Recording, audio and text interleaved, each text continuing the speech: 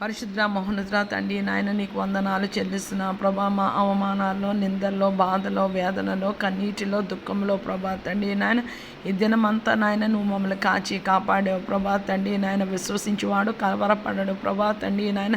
మేము ఎన్ని ఎదుర్కొన్నా ప్రభా తండ్రి నాయన నీవు మాతో ఉన్నామని మాకు చాలా బలమైన నమ్మకము, మా విశ్వాసము ప్రభా తండ్రి నాయన. యెషయా ప్రభా విశ్వసించేవాడు కలవరపడడని ప్రభా తండ్రి నాయన. ఐజయా 26:3 నాయన నీవు అంటున్నావు ప్రభా. నీకు వందన.